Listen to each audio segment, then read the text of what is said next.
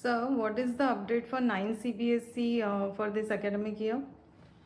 There are multiple updates rather. So now that you have asked me this question, I'm going to answer this question in depth with a lot of sincerity and complete package in a covered form to the parents. Number one, for the academic year 2026 and 27, 9 CBSEचा portion जो आहे तो complete shift झालेला आहे. याचा अर्थ मागच्या वर्षीपर्यंत जो सिलेबस होता, सो 25-26 अकॅडमिक इयरपर्यंत जो सिलेबस होता, त्या सिलेबसमध्ये आणि आत्ताचा 26-27 वर्षातील अकॅडमिक इयरचा सिलेबस यामध्ये प्रचंड डिफरन्स आहे.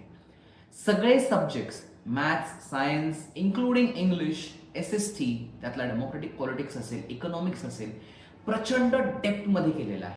सो क्वेश्चन हा आता असा नाहीये की whether students should require or students need it or they don't need it. ही गरज आहे का नाहीये हा क्वेश्चनच नाहीये. The portions have been present, the syllabus has been given.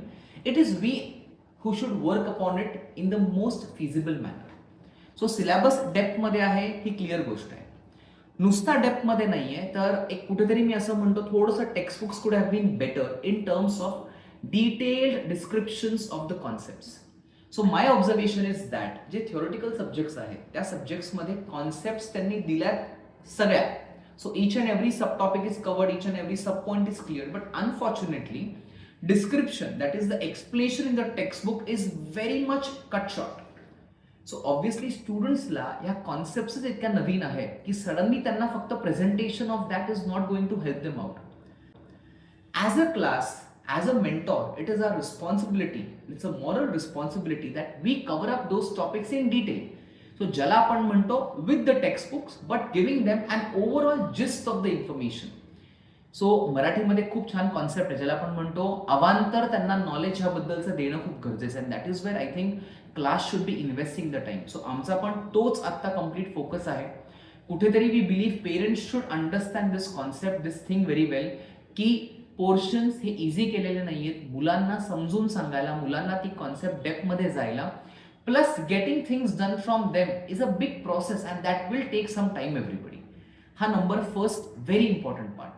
Number second, which is again very important, is that schools madhun syllabus is generally being declared. So number of topics for exams and everything. आम्हाला ती पण गोष्ट बघायची आहे. Every school will have different topics, every school will have different syllabus. So असं पण लक्षात येतं की आठवडाभरामध्ये schools are telling random syllabus आणि तो आपल्याला कव्हर अप करायचा आहे. So it's a to and fro process everybody. It is a communication which can happen in both ways. We are trying our level best. We just want parents to understand की ह्या गोष्टी सगळ्यांना बदललेल्या आहेत ह्या वर्षी. So it's a big transformation which CBSE is undergoing. 9G ही पहिली batch असल्यामुळे it's a work in progress for everyone and I'm sure we will do it better with our sincerity and hard work. Thank you so much.